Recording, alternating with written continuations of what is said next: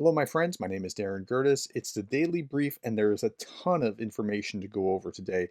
I actually had to strip some things out and just punt until the three big stories. I might do a standalone on a different topic just because I just can't cover it all. But here we go. 980 Russians off the battlefield, 17 tanks, 21 armored combat vehicles, 34 artillery pieces, 58 vehicles and fuel tanks, and then 4 special equipment. So now, as I'm looking at this, again, it's not as high as the 1300, but it's still high and still going on pretty significantly on the battlefield.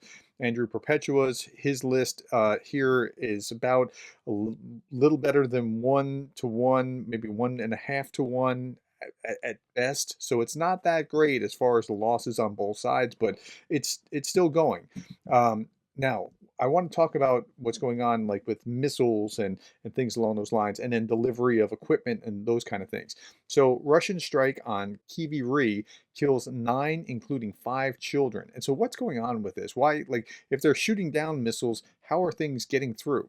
So, the KH-101 missiles that Russia launched yesterday at Ukraine were modified that even when they are shot down, cluster munitions fall out and hit the target over a large area. So cluster munitions are multiple munitions within a warhead. It's not just one big boom. It's the droplets and then a boom, boom, boom, boom, boom, boom, boom. Defense Express military expert says, according to the expert, if the warhead did not explode after the missile was shot down, it was believed that the target would no longer pose a threat. But now it can cause damage even after being shot down because cluster submunitions fall out of it. This also explains the paradox that everything was shot down, but the wreckage caused a lot of damage because the debris had cluster munitions. This is what Russia uses to target Ukrainian civilians. T, and I'm saying T for YouTube censors because I had another video demonetized for some reason I can't understand, where I go to great lengths to not show things that YouTube doesn't want shown. T and M. Okay, let's keep going.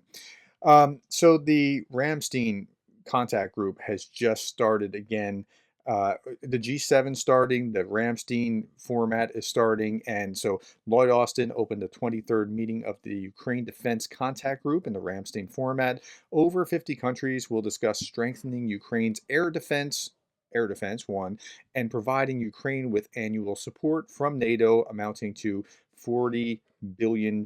So that's a big thing. Now, I misspoke the other day. I said it wasn't the 100 billion that Stoltenberg was talking about, but 40 billion annually is good. Well, that 100 billion was actually over 5 years. So this is actually it looks like it's a better system than before. And this is going to show Putin, how long do you think you're going to last? We're going to keep doing this year over year. What do you got? Okay, the main topic of today's meeting is artillery and air defense systems to protect our people and critical infrastructure from Russian terror. Had they had the air defense systems, they wouldn't have had billions, literally more than a billion, in the destruction of Ukraine's electrical grid, but they just didn't have the air defense. So now they're figuring it out.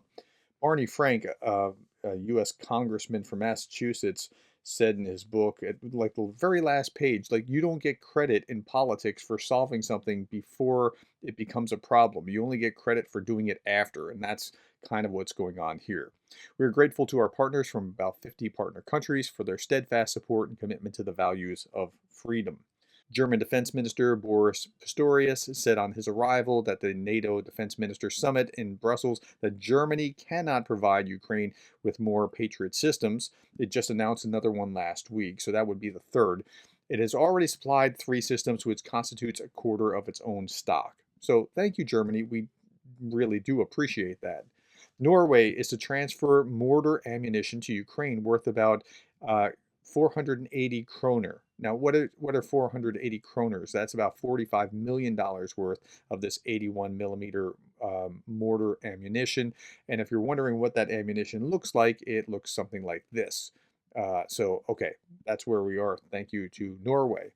Over the past few months, a small European country of Slovenia quietly supplied Ukraine. Now, this is interesting. They quietly did this, where most countries are like, look, we're about to give this. We're almost going to give this. We've given this. Hey, remember when we gave that? Like they're trying to get all this publicity out of it. And they just quietly supplied them with a new package of BVP M80s IVFs, infantry fighting vehicles, BOV armored vehicles, and drones. At least 26 BOVs and 3 VPs were successfully delivered. So if you're, by the way, if you're wondering where we're talking about, this is Slovenia, not to be confused with Slovakia. Okay, so all right, thank you, Slovenia. Lithuania is stepping up. Lithuania is this tiny little Baltic country. 14 armored vehicles from Lithuania, the military aid package provided within the framework of the Demining Coalition.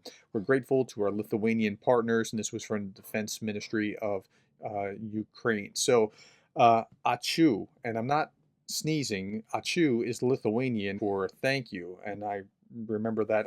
I've been to Lithuania a few times, and you can get a long way in a country if you know about three words, which are labas, which is hello, achu, which is thank you, and then toiletas, which is kind of obvious. That's a really important one when you're traveling in a foreign country.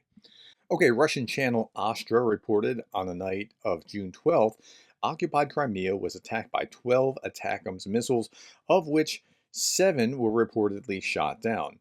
The strikes resulted in the destruction of 2 S-400 missile launchers and a radar station near the Belbek airfield in Sevastopol. Okay, so this isn't like the hits keep on coming. This is like night over night over night. Russia has already 6 divisions of air defense systems, 300 S-400 destroyed in May and June. And so this is, I think, a Russian, Telegram blogger type saying this is why we need the S-500. Okay, S-500 are the most advanced.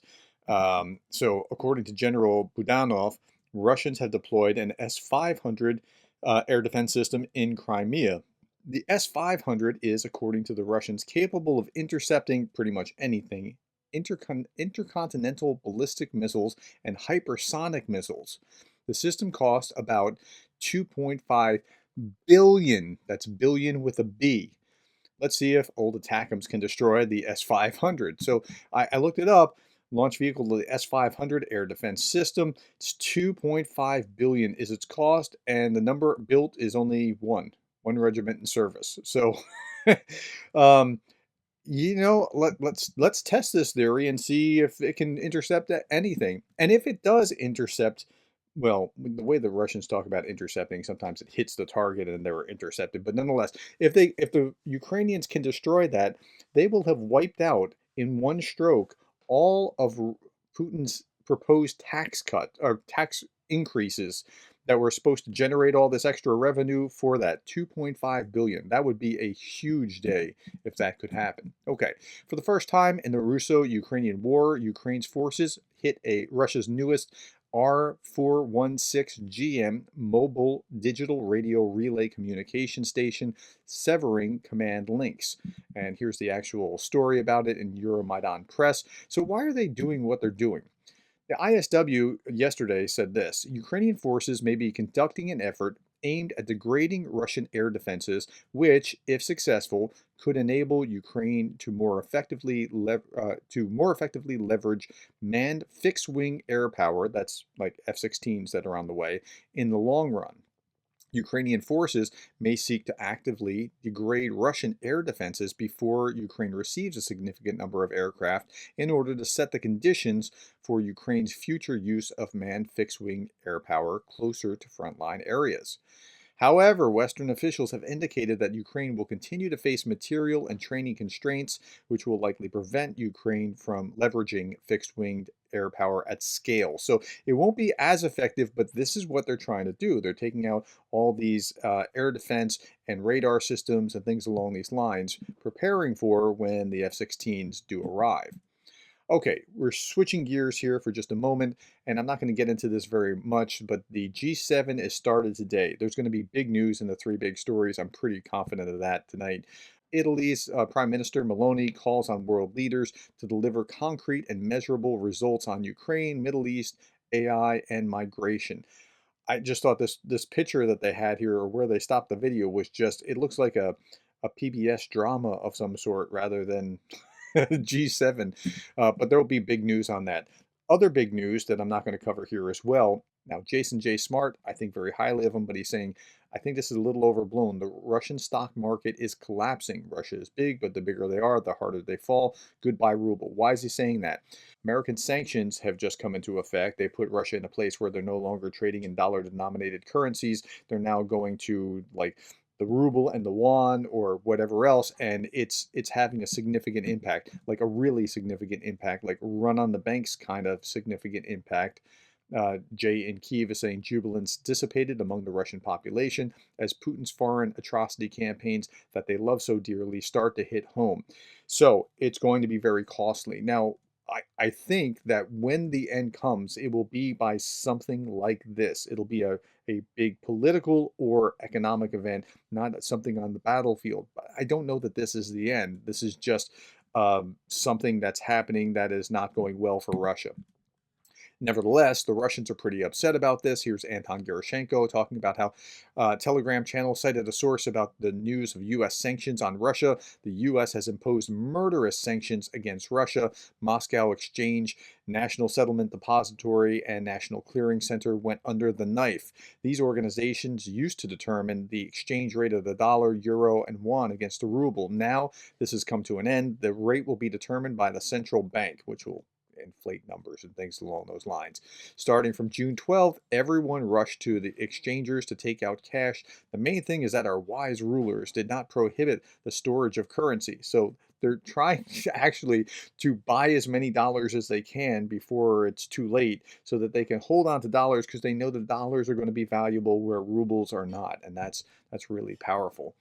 I was going to get into this and with everything that Medvedev said about it, but I'm just running out of time, and I'm sorry about that.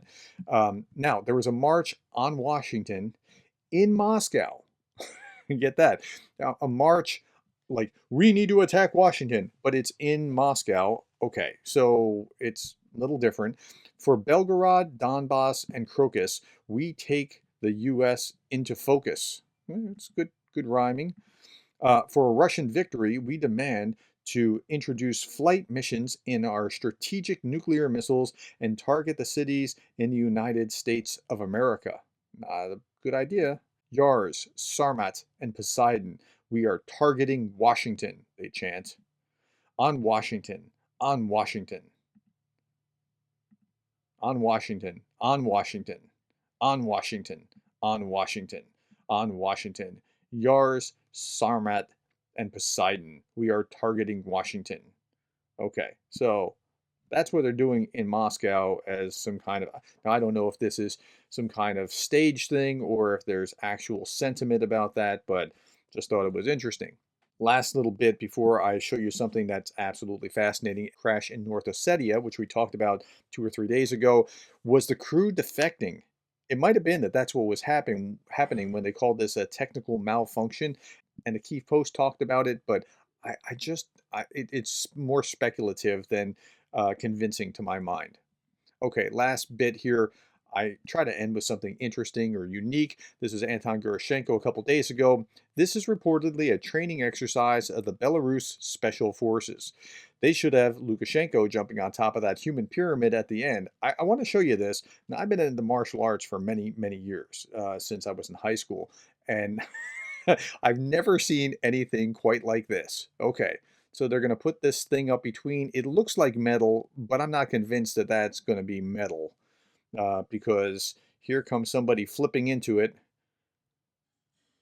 That doesn't seem like metal to me. That seems like some kind of brittle plastic. And who attacks by flipping into something like that? That's boneheaded. The higher you are off the ground, the more vulnerable you are. But okay. And then they're creating a pyramid, which I'm not sure what the value of this pyramid will be, but there we are. Okay. Anyway, my friends, thank you for your time. Thank you for the likes, the shares, the subscribes, and thank you for being the kind of person that cares about Ukraine.